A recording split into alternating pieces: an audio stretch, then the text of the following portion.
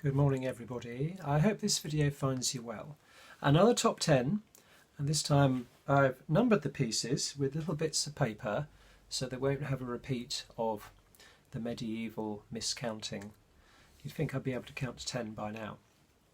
Anyway, today is my top 10 tin-glazed earthenware finds. Now, tin-glazed earthenware, also known as Delft or faience or mudlarker, depending on which part of Europe you are watching, is one of my favourite pottery forms. Not only highly desirable if you have a whole piece, then you can command huge prices at auction, and it has been avidly collected and displayed for well over 100 years. But because it's a very important chapter in the decorative arts of the UK, a first great flowering of pottery decoration, if you like. And although a lot of its influence comes from the Low Countries, from Holland and from China in terms of decoration, it really has a unique British character of its own and therefore deserves an important place in ceramic history. Tin glazing, so that is normal earthenware pottery but with a glaze containing tin, which produces a nice smooth white surface, perfect for all kinds of decoration. Its one drawback is that it is rather fragile. So you'll see from some of these pieces that it's very easily chipped. And actually the pieces that you find in the Thames are amazingly well preserved. It does not survive in farmland or very well in other environments. First produced in the Middle East in the early medieval period and moved across to Italy and to Spain, Portugal and the Low Countries, and arrived courtesy of some Dutch immigrants in this country in the late 16th century.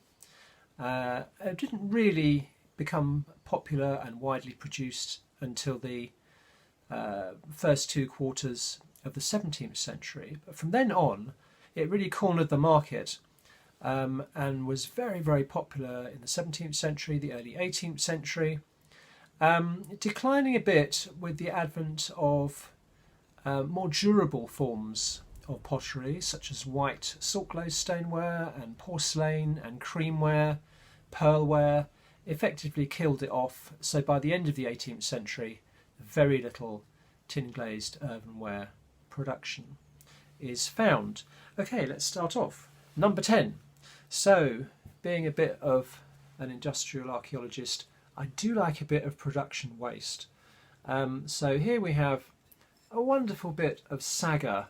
So this is a coarse yellow earthenware pottery, large pottery vessel, drum shaped, with cutouts there. You can see a cutout to let the heat circulate. And the tin glazed earthenware items were fired in the kiln in these sagas. And there are at least 4 places on the Thames foreshore where I have found production waste, both on the north and the south bank. There are a lot of tin glazed pottery, pot houses along the Thames foreshore in the 16th, 17th, 18th centuries. They must have made a lot of waste. So here we see little bits of biscuitware that have blown up in the kiln. It's bits of charcoal from the firing and some hard grained mud, I would imagine. So a bit of production waste. You can also find bits with little triangular cutout holes, and that would be for a rod to pass through and to separate plates in the stack so the glaze didn't fuse them together.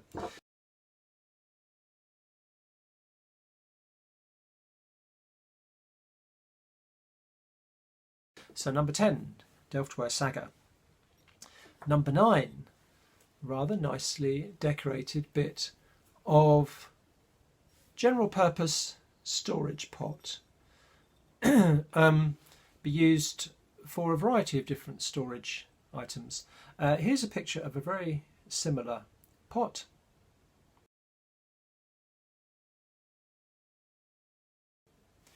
Difference being that they have manganese or purple banding but you can see the decoration there. Rather simple, but beautifully potted and decorated there. It hasn't got a lead glaze inside, it's just rather discoloured there. Now all these items I have found eyes only on the Thames foreshore over a period of about 12 years while I've been mudlarking. This little fellow would date from the second half of the 17th century, so sort of 1650, 1700.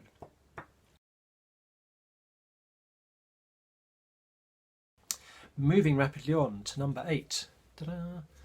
This is biscuitware, so it hasn't survived the first firing. Tin-glazed earthenware have 2 firings, one to make a biscuit and then another one for the glaze decoration on top. But this is part of a wet drug jar.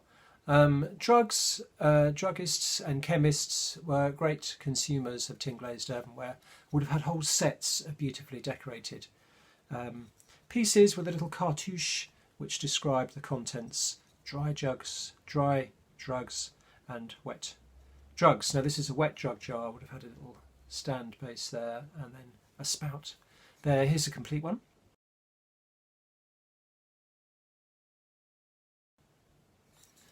So that's a rather nice find, number 8.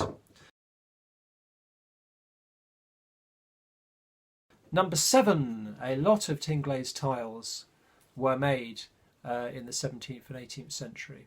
A lot with biblical scenes on them, and lots of genre scenes, and some with just geometric decoration like this. Now this is polychrome, so there's 3 colours going on. You can just see a tiny bit of green, mostly blue, and some yellow there. So it'd be similar to these tiles.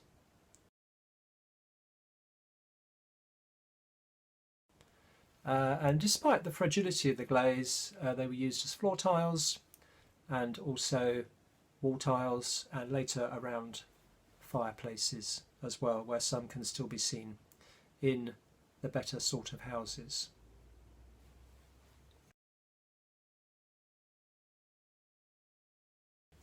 That was number 7.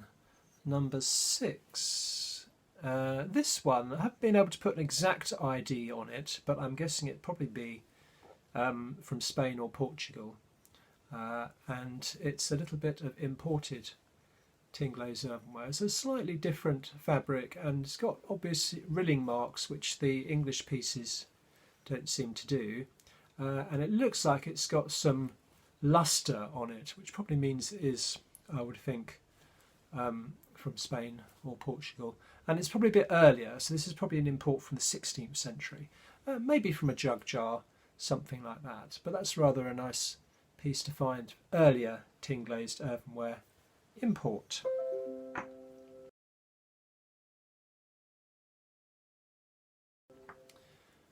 Number 5. Always nice to find something that you can identify. This would have been left plain white, no decoration. Also from the mid to late 17th century.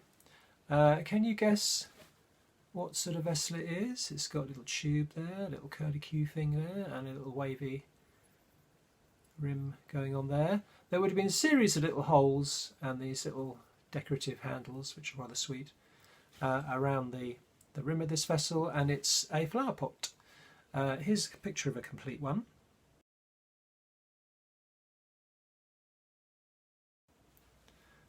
And you put your little stems, maybe tulips would be appropriate, into that vessel there. Obviously later in the 18th century they had more normal flower vase shapes, but I rather like that little piece there. Number 5. Moving on, number 4. More production waste. I was very pleased to find this complete tripod stilt. So this would be used to separate the fabulous Delftware chargers in the kiln, one from another, and they'd be upside down, and that would be on the face of the next one down in the stack.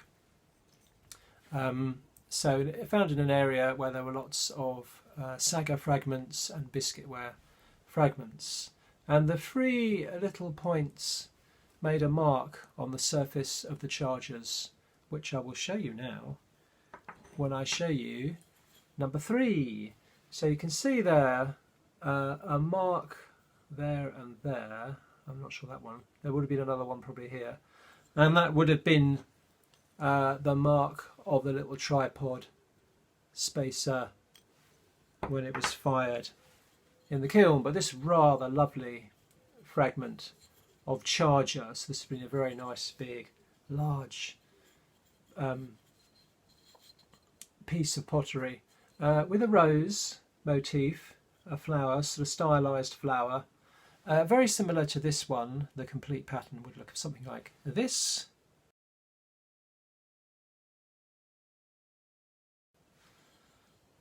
So that's quite well preserved. Lead glaze on the back to save money, so it didn't tin glaze the whole thing.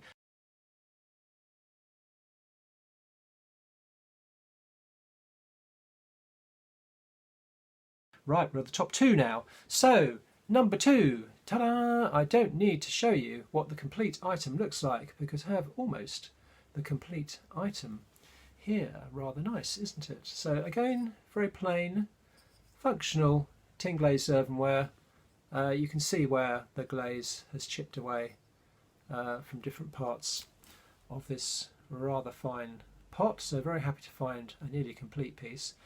This would also be a little drug jar or an ointment jar, and you can see obviously you've got a little groove around just below the rim, which would take a string and paper label there. This could be fairly late. It'll be the second half of the 18th century. They were still making very functional pharmaceutical wares right through into the early 1800s. So it could be as late as 1800, but still a very nice find. And number 1, my most favourite tin glazed earthenware item of all time is this rather beautiful bird. This is also from a charger, and this is an early piece. So this is the bird on rock design, which is copying the Wan Li Chinese porcelain style of decoration. And this would have been made the 1630s or 1640s. There are some dated pieces. Here's a picture of a whole similar design.